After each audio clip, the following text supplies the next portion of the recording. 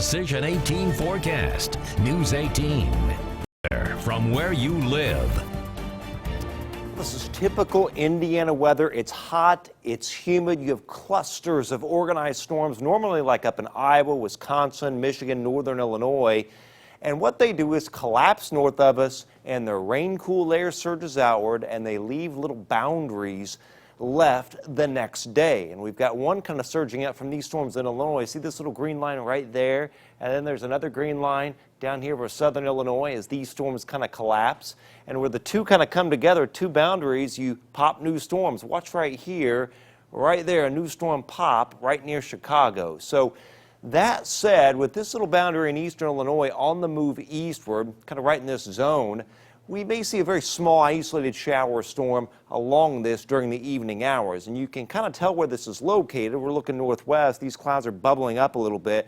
That's very close to that little weak outflow boundary from all those storms in Illinois. So it would be in our northwest, right on this boundary here where these clouds bubble up a little bit and produce a little small isolated shower storm this evening. Otherwise, it's dry. It's dry overnight. We only drop to 70 degrees. It's pretty much the same way viewing area wide, upper 60s to low 70s. Tomorrow, we're right around 91 degrees. Heat index around 98. Nothing more than an isolated storm or two with a southwest breeze, and there the highs upper 80s to low 90s for tomorrow afternoon, and the heat index in the 90s to right around 100 degrees. Same thing Sunday, isolated storm or two, sunshine, a few clouds.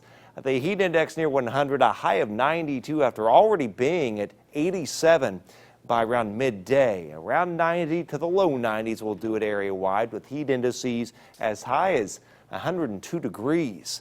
Now, if you're going to mow, not necessarily a lot of rain. Isolated storm or two. It's the heat that's merely going to lead to the caution tomorrow and the caution to mow on Sunday as well. And it's kind of the same weather pattern even into Monday. Again, here's one of those outflow boundaries that may pop a storm or two tomorrow. It is the same thing on Sunday as well. Because this little complex collapses, its little boundary sits over the area, may pop a storm or two Sunday.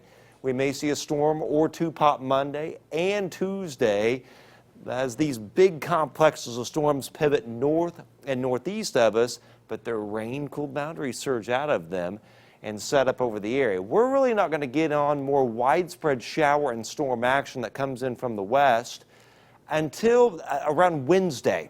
That's when the coverage goes up to 50%.